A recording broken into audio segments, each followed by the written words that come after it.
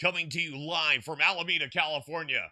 It's time for Zig in the Zone with Ralph Zig Tycho. I am your man, Paulie B. How are you? You are. I'm doing well, Zig. How are you doing, bud? I can't complain at all. It's going to be 85 here in Alameda. We have had, weather-wise, an absolutely beautiful California summer. I don't remember when it's been this nice. Um, as you guys know, Robert Cole is with us. How are you, Robert? Doing good, thank you. Yeah, as you both know, because I talk about some of the best things in California, weather is at a premium here. It's just great, but this has been unusually nice. And for me, I've gotten a lot of pictures. One of the things that I do to keep me busy is I take pictures of my environment, and I'm in love with Alameda, and I must say it's point and shoot as far as I'm concerned, but there is something in composition, and I'm accumulating the best of the pictures that I've taken, and I hope to put them in a book very shortly. So, you keep busy, and at 77, you got to keep busy or you wilt on the vine. And I'm trying not to do that. Robert, I want to talk about your upcoming knee surgery. How are you holding up mentally? And, what are you doing for preparation? It's a week or so away. Yeah, it'll be a week from today, actually. Okay. And, went to what they call pre-op last week, where they, take a list of the medications you're on and, talk you through it and what's going to happen. And it's the way they do it now. It's almost like, playing with Legos. They open the knee up, they take the old knee out, they pop in the new knee, put it together, stitch it up, and you're ready to go. There's no such thing as a time where it's amputated. It's just inserted. Am I correct? Correct. Yeah. Good. That saves a lot of trauma, to say nothing of the least. How long is the surgery? Doctor said it takes about an hour. Wow, that's much less than I've heard people talk, people who've had it in the past. Are they? It sounds like they're literally. It's like you could do this through a drive-through at this point. Almost. I mean, I can, if everything goes well, I'm not in a whole lot of pain. I'll go home that same day. Oh, that's nice. Whoa, nice. So we'll have to see. It all depends what time they do the surgery too. If I'm an early morning one, and I won't find that out until the day before. What time I'm slotted for. Right. If it's an early one, hopefully I'll go home that same day. We'll see how I feel.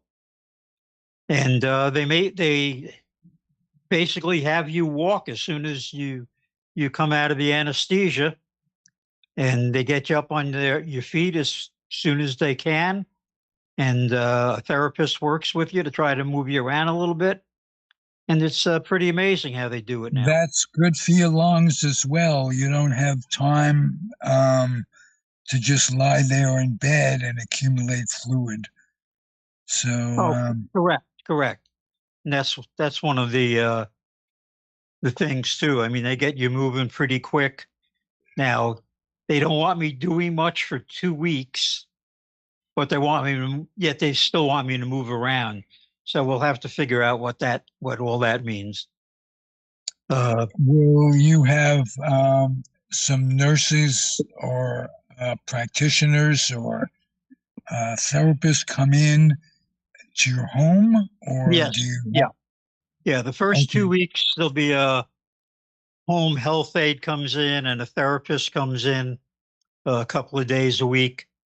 Uh, and then at the 2 week point, I go back into the doctor's office. They check how it's doing. If I had to have any stitches, they take the stitches out at that time. okay. Now there's the other knee too. When will they address that? Probably 6 weeks to 8 weeks. Then they'll do the other knee. Uh, get the one knee, working the way it's supposed to work, and then they'll do the other knee. Hopefully by Thanksgiving, I'll be able to run a mile. Okay. Well, walk a mile first in my shoes, and then you'll see. All right. Well, Um, send you my shoes, and I'll be happy to walk in them.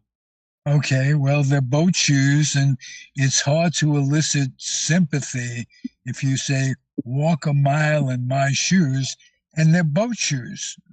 So All right. that was, you have to be careful of how you complain to people. Yes. Um, Yes. That's for sure. all right. Let's talk a little New York Mets. They are streaking.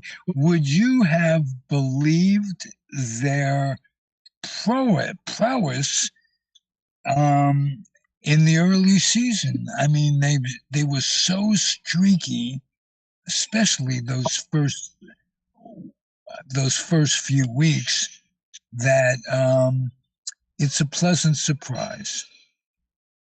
Yeah. I mean, you didn't know what was going to happen in the beginning of the year. And then they get off to a horrible start. And, a month into the season, everybody's already talking about who they're going to be getting rid of at the trading deadline. And, this is going to be one of the worst seasons ever. And, yada, yada, yada. And all of a sudden they turn it around and they go on to a winning streak, which got them back over 500, which at one point there were 11 games on the 500. And then they only got to 500, went above 500. Oh, we lost your mic a little bit there. Okay.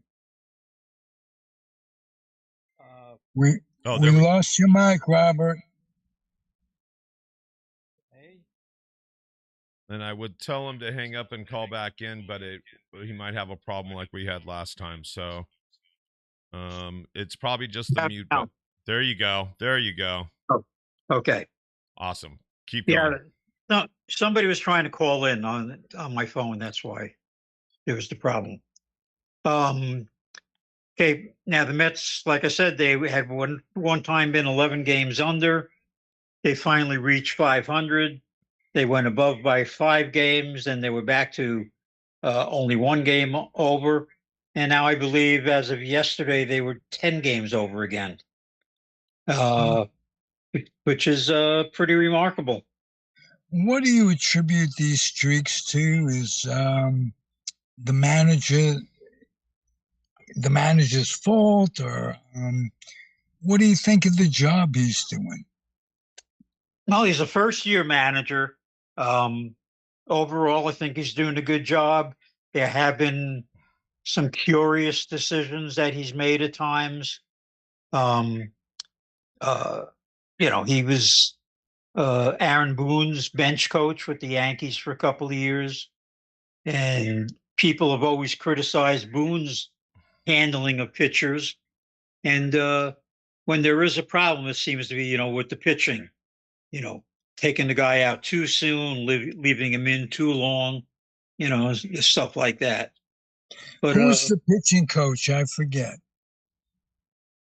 Oh, um, don't get old. You start losing your memory. But don't not get old either. Is it, who the heck is it? I can't remember right now. He's been with them. Actually, he's been with through three managers now. This guy. So, uh, It isn't Brian Price, is it? no, no, no. Okay. But he's Maybe doing Brian a good Price job. is with the Giants, but Yeah. um, I chased Brian Price around the minor leagues, two different leagues, to sign his tops contract. Huh? And that was way back. And it's all way back now. I've been not doing tops for a long time, but he was a first round draft choice of the Angels at one time. And Right. nice guy, nice Yeah. guy. And, it is San Francisco, as I remember. Right. Who he's mad? He was, I think it was Cincinnati first. He was a pitching coach, and the coaching fraternity flips people over. Um, um, you always have if you're a coach, you always have a job in the future, even if you have to go down to the minors for a while. Um, Baseball, it could be good, it could be bad, but they take care of themselves. There's a lot of that, and Yep. Yep. Yep. yeah, It's like a carousel, or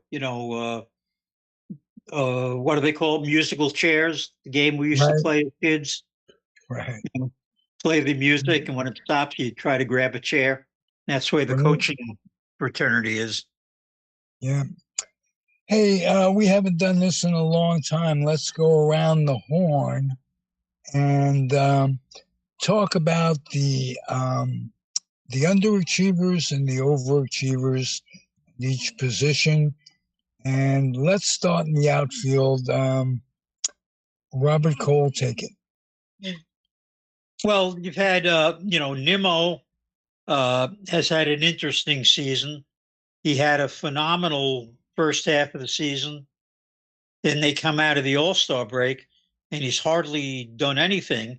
Although the last couple of games he's gotten a couple of hits, but he was hitting something like 120 or 130 since the All-Star break. Yet he keeps getting his walks. He still plays a good outfield, and so he's done a good job. And overall, the outfield has been good. You know, I think the biggest surprise was when they brought up Jose Iglesias. He's injected uh, something in the team that just got them going, and pretty much from the time they brought him up, the team has been doing well. He's playing mostly second base. Am I correct? Second base and occasionally third base.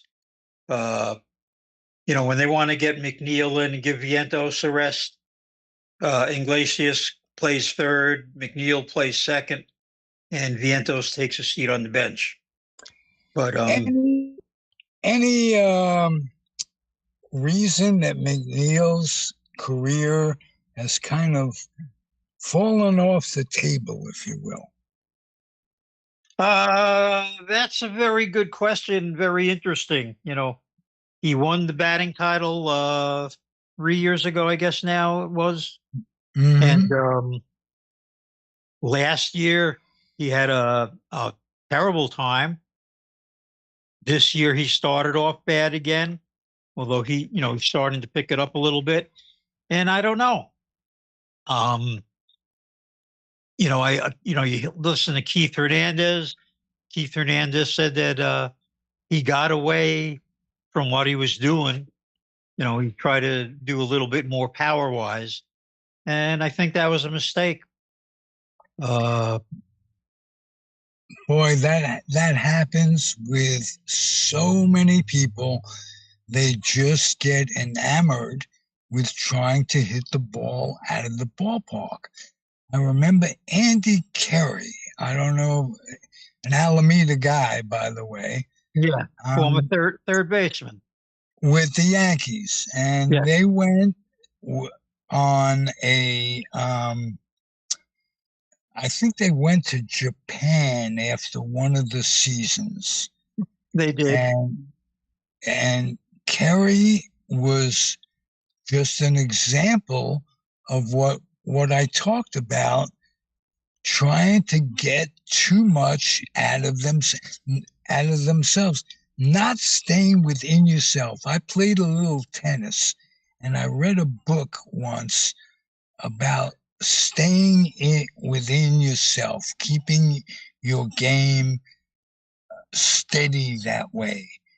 Um, you can only do so much, and not just sports, and anything you do, you could only expect so much of yourself, and it's frustrating when you reach a level that may not meet your approval, but you become a damn good steady player. And I think with McNeil, he may need a fresh start someplace. Yeah, and they're going to have to make some decisions. They have Ronnie Mauricio coming back next year after his injury. Um, you have Beatty, who they still have some hopes for. Vientos? The Vientos has been a very pleasant surprise. Um, Beatty didn't quite, win the job. They brought Vientos in, gave him a shot, and he's doing a heck of a job. 20, I think 20 home runs now, 50, 55 RBIs. And so, he's solidified third base. What they would like is to have Beatty become the third baseman. Vientos, if Alonso leaves, would then become the first baseman. If, That brings to mind, I've been reading about Soto. Soto with the Yankees seems happy. He doesn't seem like he will become a free agent or sign with anybody but the Yankees. And if that happens, they're more likely to throw more money at Alonso. Um, well, free, the interesting thing, Ralph, is that Boris is the agent for both Alonso and Soto. oh God. So So you talk about control being in the agent's hands. Um, yeah, yeah. and so you throw in, Martinez is also has Boris as an agent, and it gets kind of interesting. So Martinez is only signed for one season. He's had a really good season. He's 36, I believe. So he's a little older. Uh, Mhm. Soto is the youngest. I think Soto is 29, 28 or 29. And Alonso, I believe, is going to be 31. Yeah. So, Hey, he's a Yankee, not a Met, but let's give Judge, Aaron Judge, some kudos. This guy um, is right up there with any of them. oh, right now, he's like Barry Bonds was, in those years that Bonds, you couldn't get Bonds out. That's the way Judge is. I mean, I see him get up when I watch the Yankee games. You expect him to hit a home run almost every time. And he has that ability, Yeah. and he's been hitting them uh, at a very high rate. although I think he's on a 6-game slump where he hasn't hit a home run. But he's I think he right now is the face of baseball.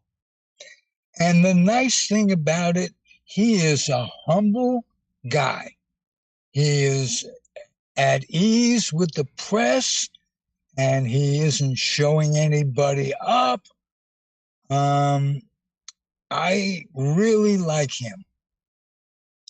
Yeah, he's become the next in the line of, Yankees. You had Joe DiMaggio, then you had Mickey Mantle, uh, with the face of the franchise, Yogi.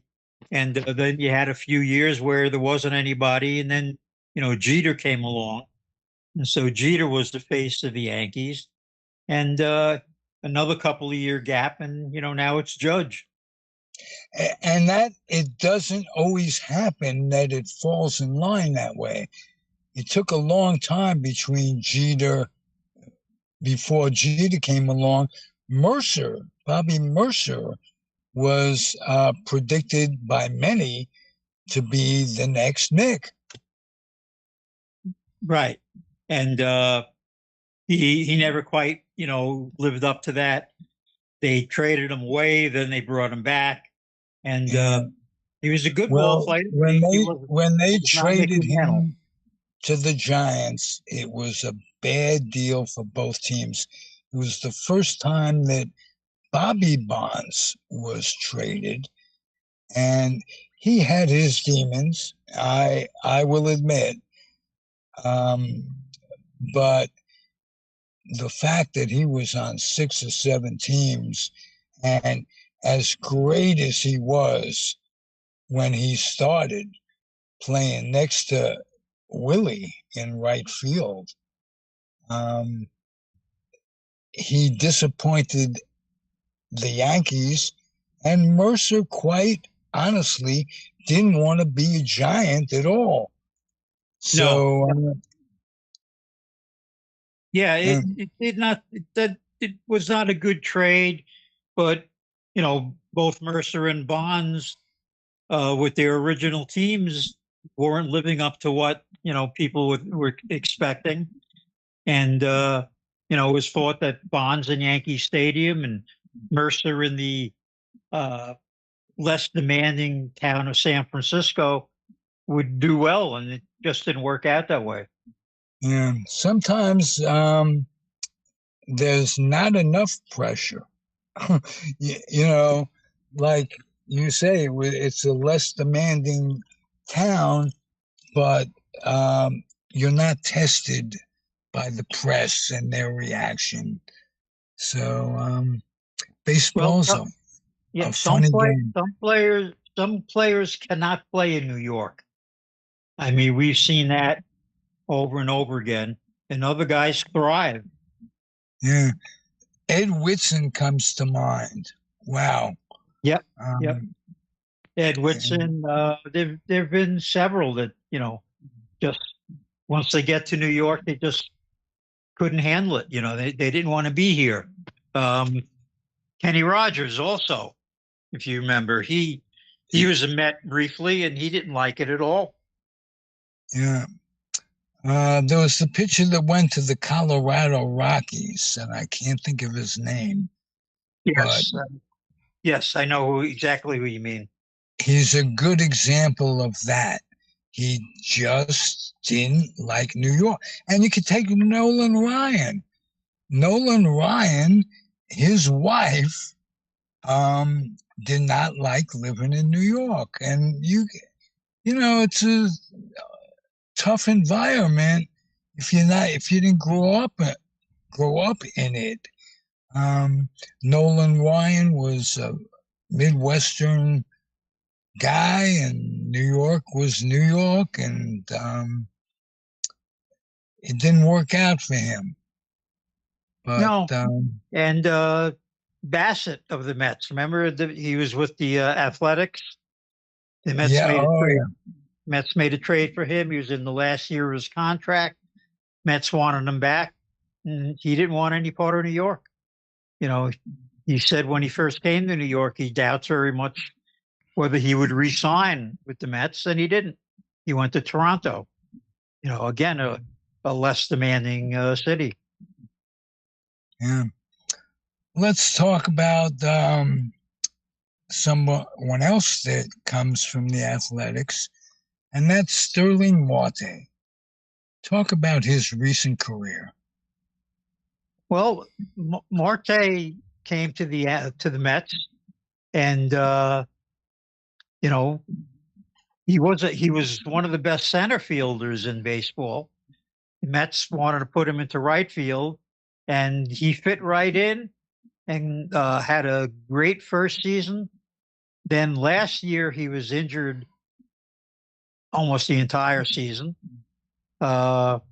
This year, he came back and he was good and he was starting to hit, and then he got hurt again, and just got back into the lineup again, and have to hopefully he continues hitting, but he's an important part of the team. He brings speed, a little bit of power. Yep. Right. Yep. A good outfielder. Harrison Bader really improved that outfield defensively. Nemo is a terrific center fielder.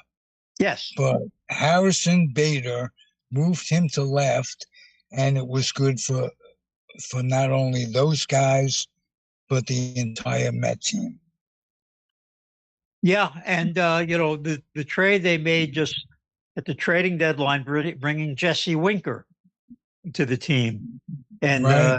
He's been very, very good, and had a good time because Harrison Bader has been in a horrible slump. He's, I think, 3 for his last 30 or something like that, and Winker is, shown to be a good outfielder and a very good hitter. So they have a nice rotation in the outfield now. They have Taylor, Winker, who are both tremendous outfielders, and they have Winker, who can go out there, Nimmo. They can put McNeil out there. So they have a really nice outfield rotation now. And the development of their catchers has been superb. Well, the guy they got from the Yankees, Torrance, has been tremendous as far as throwing out base stealers. He throws base stealers out at like an 80 or 85 clip, which is, unheard of. Incredible. Unheard of is right. And just when Alexander was becoming a decent catch and throw ball player. Yep.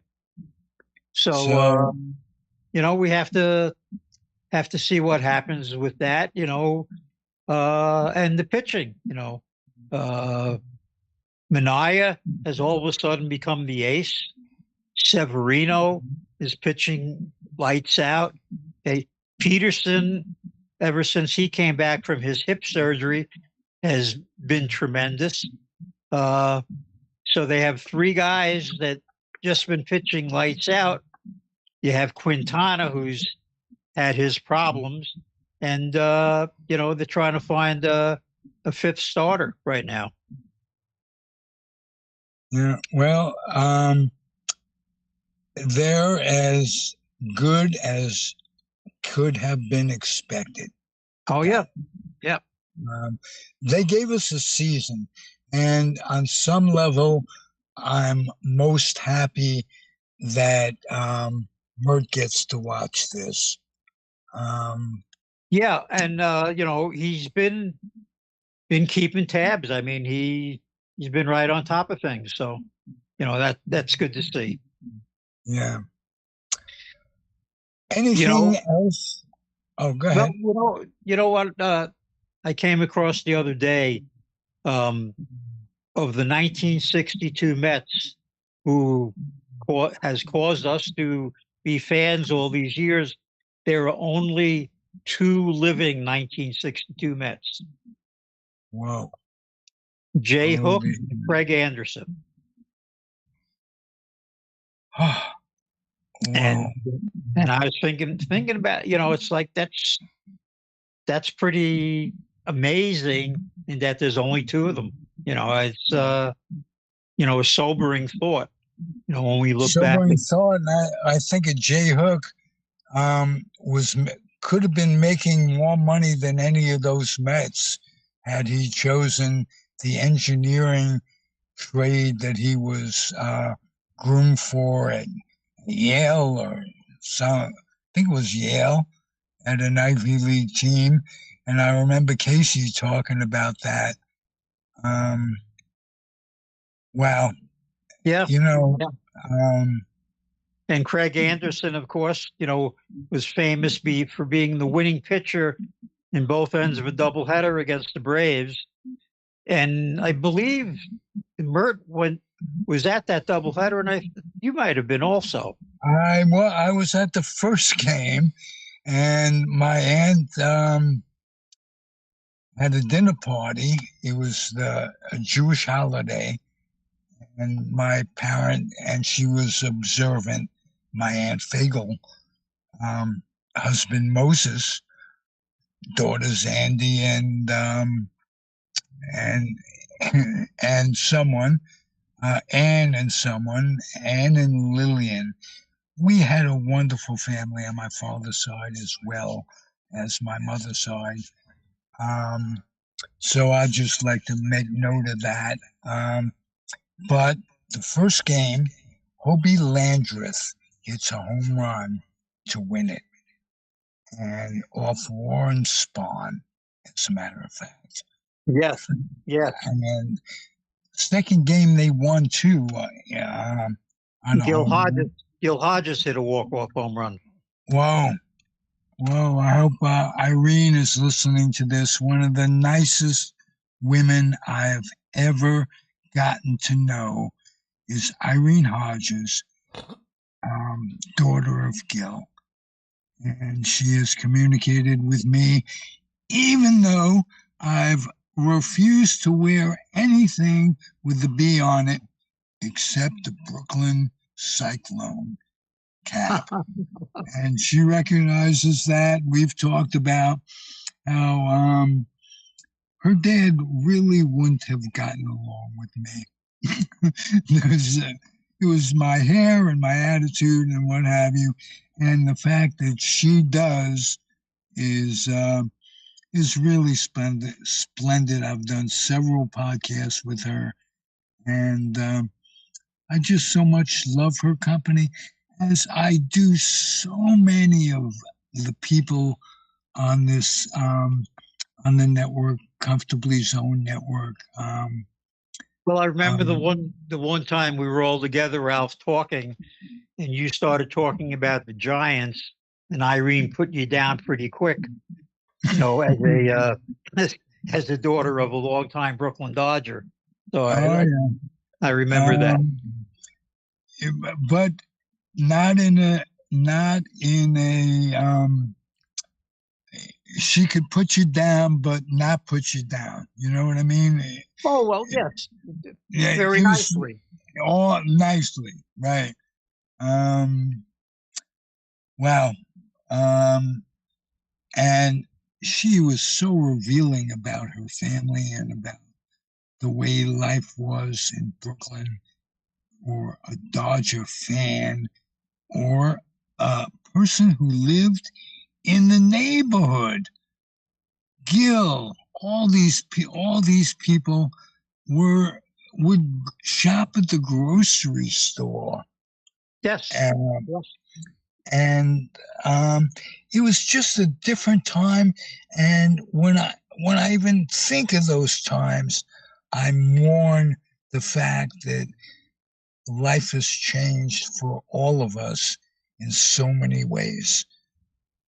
Oh, absolutely. I mean, if you listen to some of the old broadcasts, which fortunately we can, because a lot of them are on YouTube now, and a lot of them are on some, old time radio sites as well. And you listen to Vin Scully, especially, it's as if he's talking to you.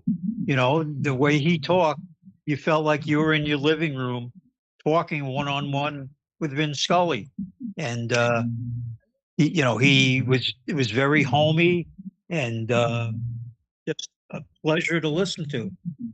You know, you say those words, and if you just substitute the name Red Barber for Vin Scully, it's the same. Well, Vin Vin learned. took it to he learned from Red Barber, Yes. but he was less pompous. Red Barber was terrific. And I come from a family of Giant fans. We never, if there was a game, we always put Red Barber on. And But wasn't Scully like one of the boys? But Red Barber, they both knew their stuff. They both could draw you into the game, but wasn't Red more like you were just saying about Scully? He was more kind of one of the guys. Red Barber kind of seemed like he was knowledgeable and stuff, but he always kind of seemed to talk with a language that made you feel that he was more educated. Well, I don't mean about baseball, but I mean about the wording he used and stuff he used to describe things wasn't as plain Jane, let's say. Well, yeah, he was a Southerner, a Southern gentleman. Right. Vin Scully was born in New York City. He went to Fordham. right. And so he was a New York guy. Right. And, Red was not. But Red brought a lot of phrases that nobody had ever heard of, Right. Some old Southern phrases and things. And Vince talked the language. The catbird patch. And, right. Catbird, sitting in the catbird seat.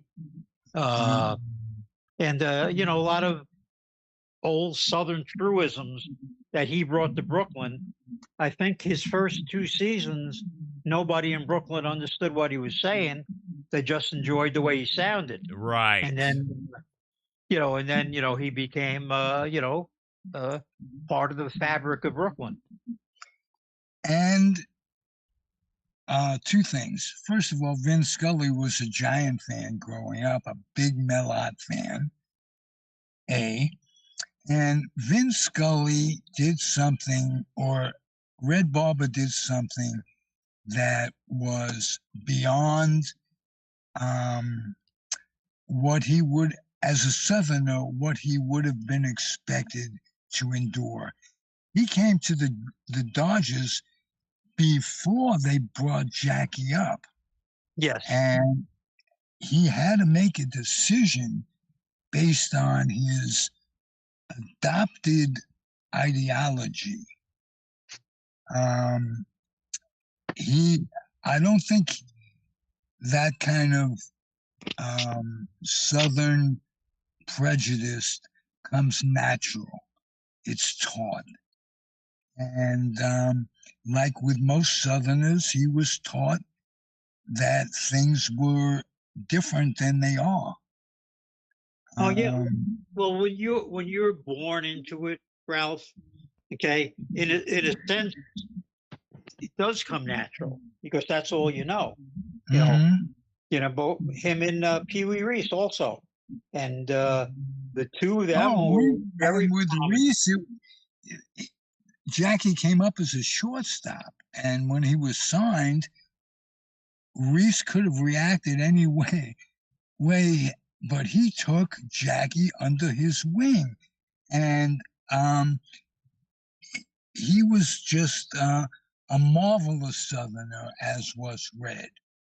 And let me jump in. So one of my favorite Red quotes that I'm looking up is that running like a bunny with his tail on fire. And then do you remember how he would start off every broadcast? Refresh my memory. This is Red Barber speaking. Let me say hello to you all. That's how you would start Well, any televised Okay. game. So there you go. Yep. Right. yeah. And Vince Scully, used to say sort of the same thing, and very homey. And just getting back to Jackie Robinson a second, you have to remember, Pee Wee's at shortstop. Eddie Stanky was the second baseman, another Southerner, and Jackie was slated to take over second base. But Branch Rickey was smart enough to know that that first year was not the year to do that, and Jackie was the first baseman that first year. And fewer people sliding into you. yes, For one. Branch Rickey said that he was afraid that there'd be fights, especially if Leo DeRocha was the manager, which he was supposed to be. And so, Branch Rickey thought of everything before he made this move. This wasn't a spur of the moment thing. He thought this out, thought of every different kind of situation, and tried to defuse almost everything. And let me just repeat myself because I've said this story many times, that Martin Luther King was confronted by some guy, and he said, Mr. King, you are the grandfather of integration, or what happens. And Martin Luther King says, no, without Jackie Robinson, it wouldn't have happened this quickly, because he was just, and without it being in Brooklyn, it wouldn't have happened this quickly. Let's put it that way. Correct. Right. And go ahead. No, you have to realize that Jackie in Brooklyn wouldn't have worked anywhere else, because Brooklyn really was a melting pot.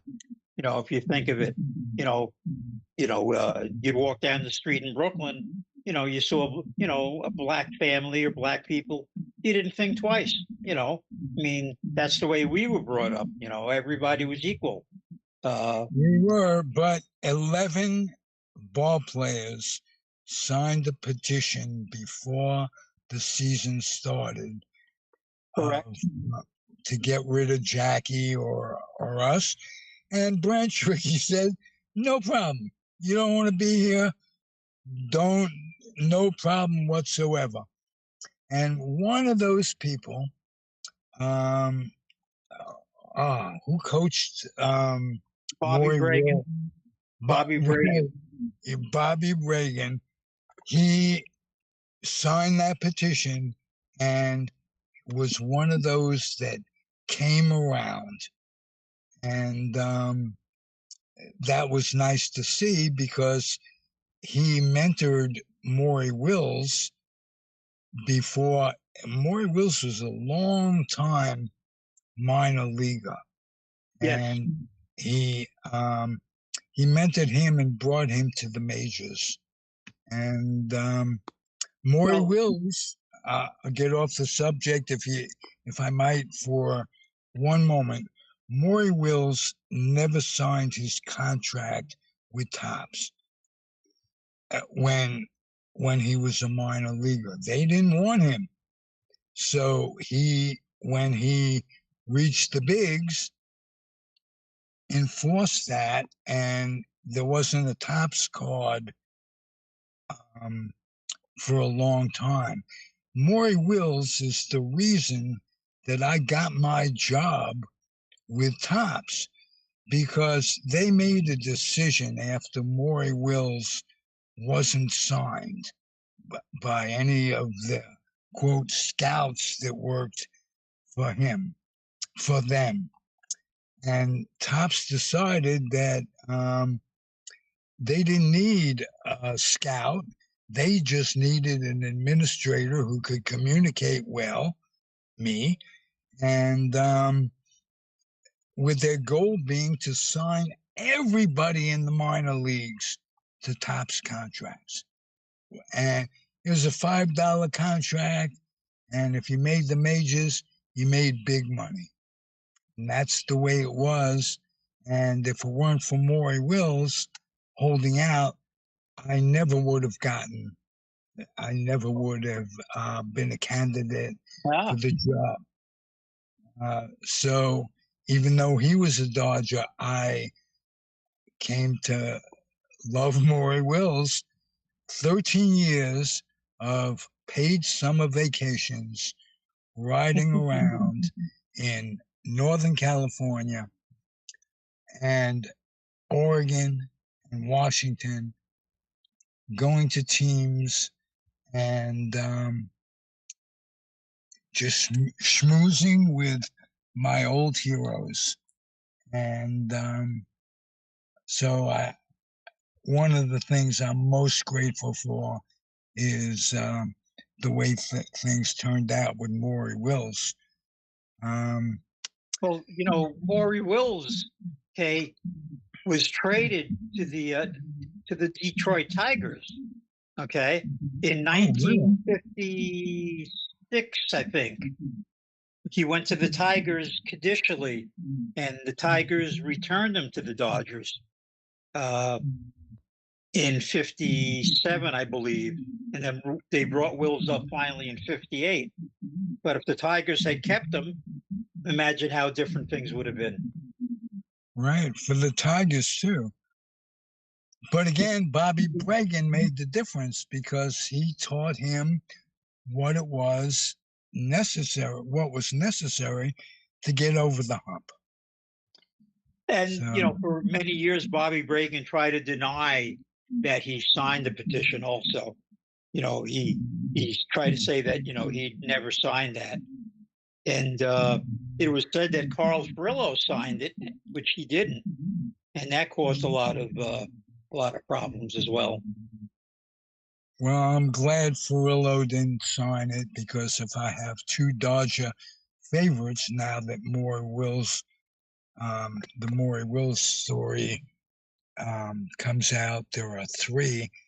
But Carl Furillo's Scoonge was one of my all-time favorite Dodgers, as one was Junior Gilliam. And yeah, I'm close to, in my memories, to it's all New York City baseball. It isn't the Giants, the Mets, the Yankees, the Dodgers. It's all the memories. You couldn't have one memory without the other team. Right. You couldn't have a giant rivalry without the Dodgers. You couldn't have a Yankees in the World Series without them playing the Dodgers over the years. So, wow, we grew up. We were absolutely blessed. It was our written right to have a World Series. As a kids, we thought, we're blessed. It's going to go on like this every year. There'll be a World Series in our backyard. Yep. And just to give you an idea, teachers in school would let you listen to the game on transistor radio. Sometimes, not my teachers, but usually the World Series. Right. Great times to grow up, Robert. Oh yeah, we were very fortunate and very blessed. You know, we had some of the greatest baseball players of all time. We had some of the greatest announcers of all time. To listen to them, bring the players to us. It really was a very good time. In fact, Ralph, and Russ Hodges was no slouch either. Russ Hodges was one hell of an announcer. Okay, Mel Allen was a good announcer until he started, drinking too much Valentine. Right.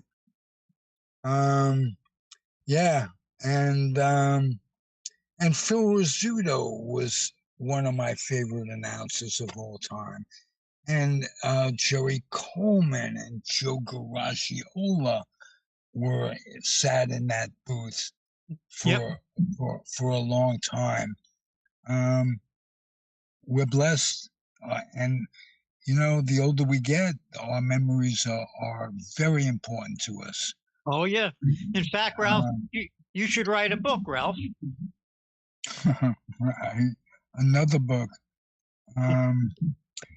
Book I wrote with George Grimm, who I must pass on best wishes. He has a procedure plan for the day, another one to determine how his leaky valve heart problem, not a heart problem, but a leaky valve problem, will hold up. So best wishes to you, George, who I wrote the book with, who Peter Golenbach described as a brilliant work. And that will be in the first paragraph of my obituary. What a wonderful compliment that was. He also wrote the foreword, along with the late Mark Littell, who was a friend of mine from the Tops days, and contributed greatly to the Comfortably Zone network over the years. So we've got Mert suffering from his horrific disease. We've got Jerry Feidelberg, who's been in and out of the hospital at least 5 times over the past few months. And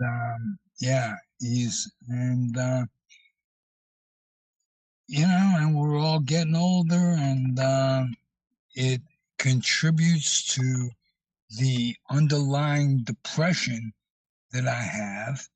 So many of my friends, relatives, acquaintances are passing, and former ball players of all kinds. We lost Jerry West recently. Elgin Baylor. Elgin Baylor, of course. And, and there are so many more to come. And that's, so, memories of the way things were are very important. And that's why we have to pass on the younger people, our memories, so certain things can be kept alive. The Brooklyn Dodgers, the New York Giants, Duke Snyder. You talk to some young black ball players now, some of them don't even know who Jackie Robinson was. And that's the truth. And that's the shame. And those are the types of things that ball players should be taught. They should know the history of the game, and even don't. Yeah. Well, they are advised by me to read Bums. And Peter Golenbach wrote it and did what I think is the best interview I've ever heard. It was with Rachel Robinson, and it was incredible. She described the ordeal in a more articulate way than I've ever heard anybody explain it. What they put her through, and with Jackie, and this is 1947, are fucking lifetimes. It isn't like it's ancient history, but it was incredible. And the interview talking about passing things on, I advise people to get bums. I advise people to get Comfortably Zoned in Nevada Pine Tar by George Graham and Ralph Tycho as well. But Absolutely. um, But yes, Bums is a must read. If you want to know the history of the Dodgers. The amazing thing was, you know, Peter wrote that book, never went to Ebbets Field. You know, he never really went to Brooklyn to write this book. But he was able to talk to the different players, you know, the sons, the daughters, the wives of the different players, and really put together a fantastic book. And it wasn't as schmaltzy as Kahn's book. So, Boys of Summer. Well, another must-read book, you know, of the backgrounds. I know a lot of the players were a little bit upset about, you know, the way that Kahn wrote about their after baseball life, and I know that it disturbed some of them, but it also gave you an idea of in those days, okay, when baseball was over, a lot of these guys struggled. You know, they didn't have $1 million contracts to fall back on. Hey, I went to my neighborhood grocery store as a little kid. And I don't know if it was after he retired or after he no longer played ball, but Carl Furillo was a grocer in the neighborhood grocery store. He took things down with one of those sticks, Right. and he wore a white coat, and he wrote. They didn't have even cash registers then. He wrote the prices on the paper bag on the Right. bag. Right. But he and basically all of the players of their day had to work. Yes. He wasn't just a podcaster. He wasn't just a bum who smoked dope all day. He had to work. And I can remember pictures of Phil Rizzuto and Yogi Berra working in a clothing store somewhere. Yes. And those pictures stuck in my mind because as a kid, because it humanized them. They weren't pompous. Some were jerks, of course, like in any generation, any group of people. But for the most part, you couldn't go to the grocery store today and run into a player. They live behind iron gates and in communities that never deal with the middle class or the poor. Yeah, they're probably not as much. So you guys probably saw them every time you went to the corner store. I've seen probably 2 in my lifetime at a store. Like I saw what's his name from the Giants, Papa, the panda guy. What's his name? Oh yeah, Sandoval. So I saw Sandoval, and I actually helped him. I was a cashier at Safeway, and so I saw him come to my register. And then different 49ers and different people here and there I've seen. So, but yeah, it's rare. Yeah. Now, you know, my son works for the Department of Motor Vehicles here in Pinellas County, and he sees a lot of them. You know, a lot of the ball players come in to. Yeah, because you have to go into the DMV, right? No matter who you are, you have to go into the DMV. We've seen like fire chiefs go in with to register their fire truck. I saw Neil Young at the Redwood City DMV about 20 years ago. Yeah. Wow. Yeah. But so everybody has to get their registration if they drive. Right. Or their driver's license. That's different. You know, you don't see, you know, the guys at the local grocery store or at the 7-Eleven like you used to do, like you used to be back then. Yeah, it's totally different. Right. Hey, how we doing time-wise, You're right Paula? at the 1 hour mark, like you had a built-in timer. I'm good at this. You are So good at we're this. gonna have to say goodbye to Robert Cole, and I just want to wish you the best wishes for this to go smoothly and your recovery be pain-free. Well, hopefully I'll be able to, write a few things next Tuesday night, and, afterwards, after they take me out of La La Land. So Good. Try I'll to let you write a know few what's things going while on. you're in La La Land. Make it some fiction. And being in La La Land never stopped me. Wait, Well, isn't you that where can, you're at right now? You're in La La Land. yeah. I am indeed. I'm in paradise. I'm talking to my buddies and talking about good memories and hoping to inspire some kids to follow up on it because we got to keep it alive for future generations.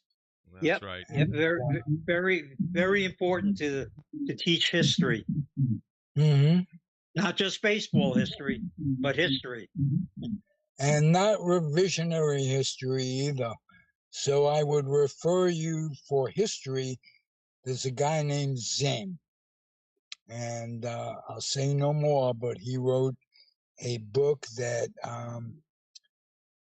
revolutioni- revolutionizes history. So All take right. care of that. Okay. Yeah.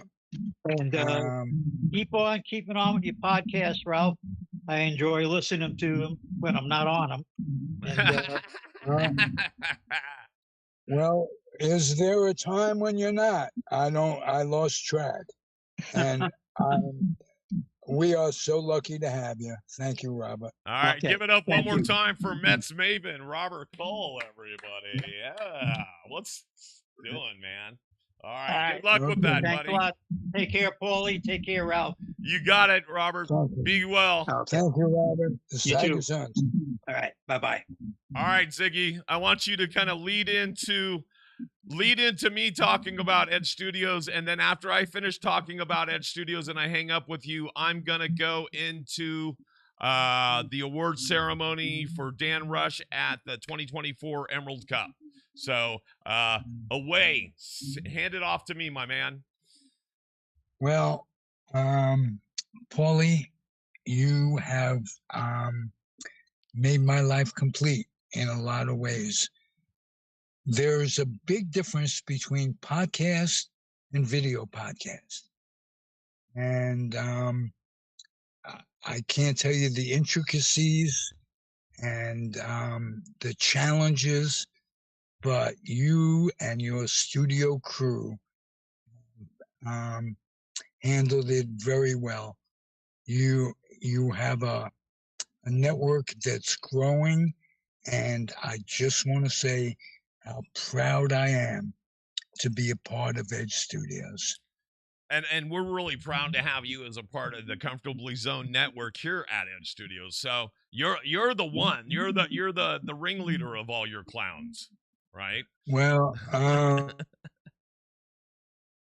Oh, and it looks like I lost Ziggy at the exact same time. Hopefully he comes back in. We'll see. We'll give him 10 seconds to zoom back in. It looks like we're still connected. So, it's really a pleasure to do what I do, folks. I get to sit here and hang out and express myself freely in a great positive environment. I hang out with people like Zig. Somebody accused me not too long ago of, hey, you're on every show, Paul. You're on every one of these shows. Tell me a little bit, why you're there and a part of every one of these shows. I'm not a part of every show. I produce multiple shows. These guys can come in and they can just be the talent or just focus on talking to people like Robert. Like right there, Zig was actually just being able to have a conversation back and forth with Robert Cole that way. He could focus just on the conversation. So you can do that. I can help people remotely. I'm helping a group of people from across the United States get their podcast launched so they're able to express themselves and have the keys to their own kingdom. My problem was when I was doing podcasting, it didn't matter what studio I was at. It didn't matter if I was at one person's or the other person's studio. There was always something wrong. They would always hamper your voice. They would always try to hold you down. And it's weird because we're here in San Francisco. We're told that you're in the land of good and plenty. You're able to express yourself freely. Yet a lot of the entities that I had to deal with here in the city actually didn't do that. They had problems with their equipment. They had problems with their management. They had drug or alcohol issues. I want to be able to just go in, or I would like to be able to just be able to create. And so that's what we do here at Edge Studios, edgestudiosonline.com, edgestudiosonline@gmail. This is how you get through to us. Now, what we're going to do now is we're going to be playing a message, we're going to be playing the award ceremony from the Emerald Cup 2024 for Dan Rush. Dan Rush is Ralph's friend that received the Social Justice Warrior Award at the 2024 Emerald Cup. And so I want to share that with you. We want to share that with you. So let's get underway. I'm trying to cue everything up while I'm talking and chewing gum at the same time. Hold on a second. Sorry. As I try to walk and chew gum at the same time, it never works.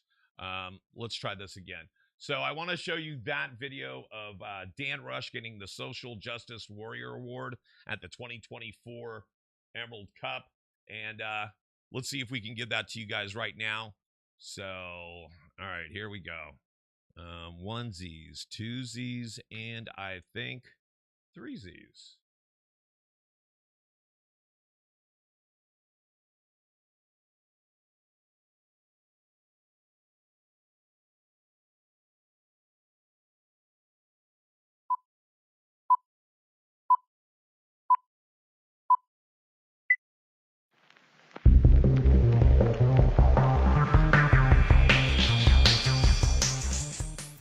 And Troy Duffy, who was the Boondock Saints, said, Dan's got some great friends. He's never come out. He's got a couple of weeks to get here.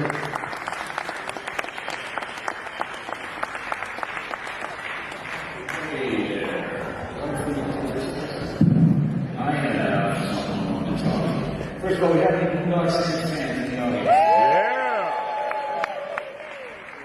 We have any Saints fans in the audience?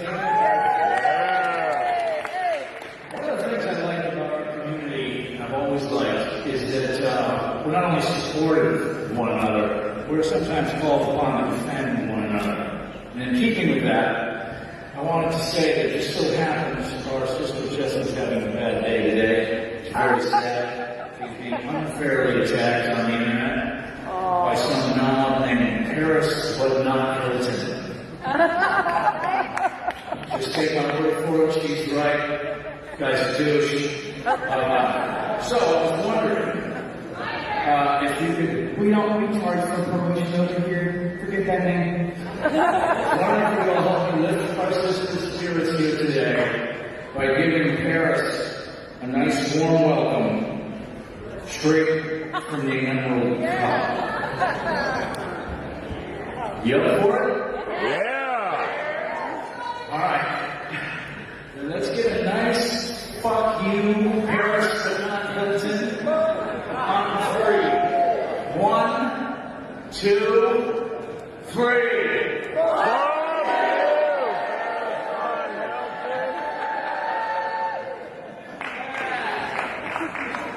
Thank you. That was not a fun request, but I very much appreciate it.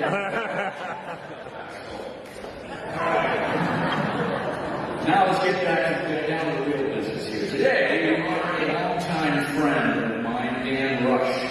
So who is Dan Rush? Jessica?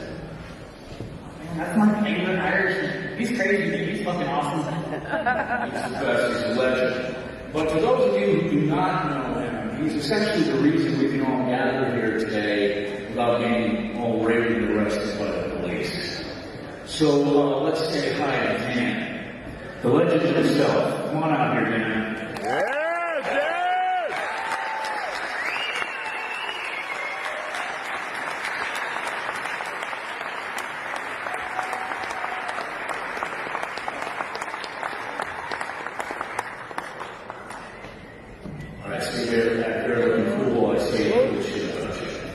So, Dan is getting the Social Justice Warrior Award today and presented such a thing that gave me 4 questions. Number 1, what did you socially justify? Number 2, if you're a warrior, what was your war? What were you fighting for? And what wounds, number 3, did you suffer? But the last question, the biggest one, is did you win?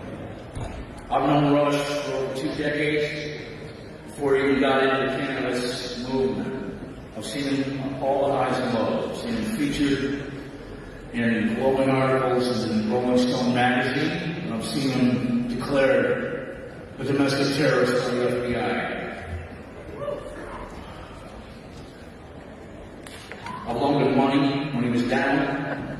Seen him back millions of dollars in powerful politicians in his own offices in Washington, D.C. I've seen him ride his motorcycle free as a bird and go to prison.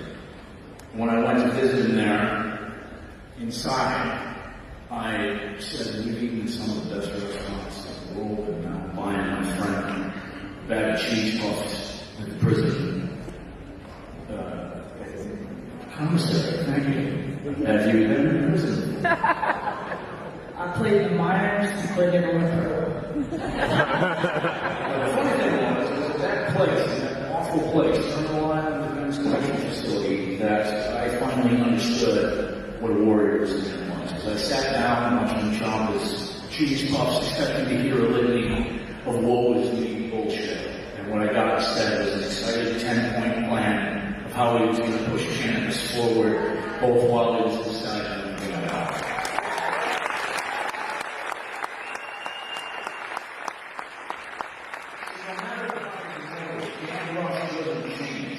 He's the same fighter, no matter where he is and what he's fighting, whether he's in a slick black suit or in an orange prison jumpsuit. You've been in one. No? You want to talk about that? Not prison, I told you I'm leaving the minors. All right. Jail, not prison. There's a distinction. So, as I was thinking of what I might say today, I thought we must come up with a cool name for Dan. So me and the guys, these are the ones we threw out. The governor of Ganja, the cardinal of Kush, and my least favorite, the Pope of Puff. And later on, I was watching the History Channel, Ben Franklin comes on, I go, that's it. He's the Ben Franklin of the cannabis. So I brought it to Dan, I'm like, what do you think about this? And he gets to immediately, he's like, because he's a politician, right? I'm like, yeah, back when that was a good thing. Back when he used all of his powers of bureaucracy to kickstart this American experiment, to do as many good things for as many people as he could while he lived on this earth. And Dan goes, yeah, we invented shit too, like lightning rod, bifocals, I don't do that. And I was like, you are correct, but he also loved to fuck. Right. And then Rush goes, you got something here. We're going with that. So, Colorado, 2015, how many remember when the first state of this union got legalized back then? You didn't call me and say, we believe the caravans, the hippies I got following me, filling up all the hotels around here, I think the FBI's watching. But that's not it. I'm also talking to all the politicians, educating and pushing this forward. It's going to happen. The whole world watched, and he made it happen. Then he made it happen 26 more times for medical marijuana. 27 states and 90 for recreational use.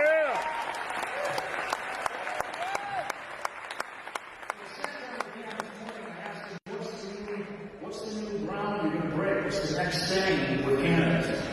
What he told me was it's all about the healing and nutritional effects of this stuff. Moms, dads, grandfathers, grandmas, they want to buy the natural healing effects of cannabis. They want to feel good about it.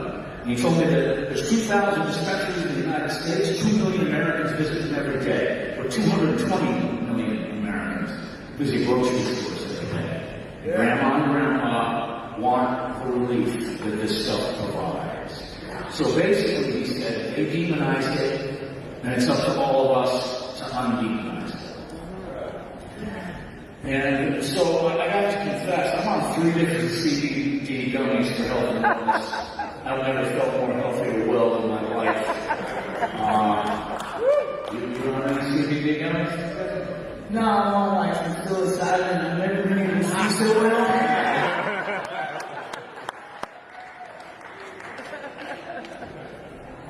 It's had me 3 hours. Alright. Before I present this award, I want you to know what you're clapping for, so let's go back to those 4 questions from the beginning. What did Dan Rush socially justify? The use of an unfairly demonized plant that has too many benefits, medical and practical, to even mention here today. What was Dan for? Educating the public and our leaders that this was the right thing to do and pushing them into action. 3, how was Dan wounded? The powerful forces that aligned against him demoralized him and threw him in jail. 4, did he win this war? Us all being here today.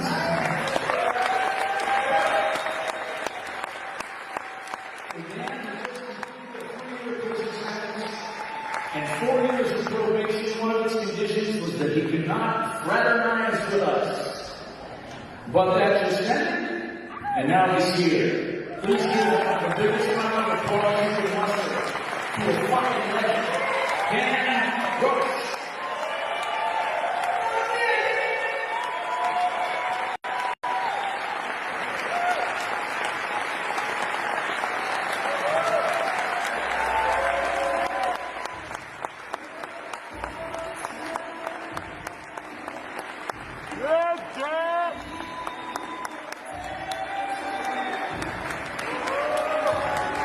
I fucking love you.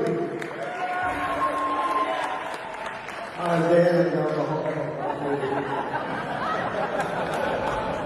You know, Troy asked some questions a few minutes ago, and there were 4 questions, and the answer to all of them is fuck the FBI. The other answer is I'm from Oakland and I like to fight. So let's get to it. We did. We got to it. I lost the battle, but we won the fucking war. Right? We're here this morning with this fucking place up here. We go to the altar and Wally Allen because he's such a great leader and such a spiritual man and still is in here fighting for us, rolling up our sleeves. And yeah, we're here, but we're not done yet. We still got to go to Washington and kick some ass. We're going to Washington. We're going to kick some ass. We're going to get rescheduled. And we're going to do some good shit. And finally, we're going to have some cannabis people that are worth 10 million, 100 million. Generational wealth. Who are raising their children. Who are waving flags. Who are understood as pioneers who brought health, wellness, and some good times to the world.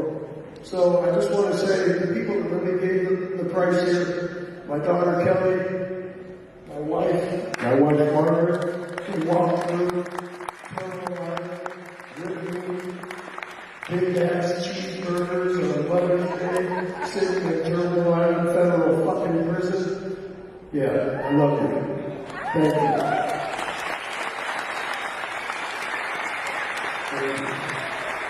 That's the real fucking gangster right over there. I got so many friends here that if I start thanking people, I just gotta say my oldest, dearest, lifelong friend. When I was a kid, I would run away from home and go hang around with Flash and some of the old guys. They said, you know what, if you're gonna be around here, pal, one thing you're gonna do, you're gonna go to school, you're gonna stay off dope, and you're gonna cut that lawn. I've been doing that for more than 50 years now, Flash. Can I get off the line? I love you all. My daughter, Kelly. My nephew, where's MK? Tonight, MK, Orion, Deborah, my uncle, family, Farhad, my son-in-law, my son Eugene Rush, the next warrior. That's a real warrior. I'm going to say this, and I'm going to shut up. Farmer legacy, meet urban legacy. Urban legacy. We all fought to go forward, and we all won. And now we're going to make it a little better. Thank you very much. I love you so much.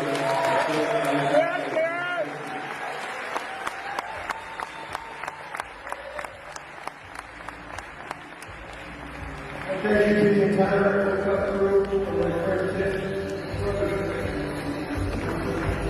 Thanks, man. When you talk about your legacies, our legacies, my mother was here.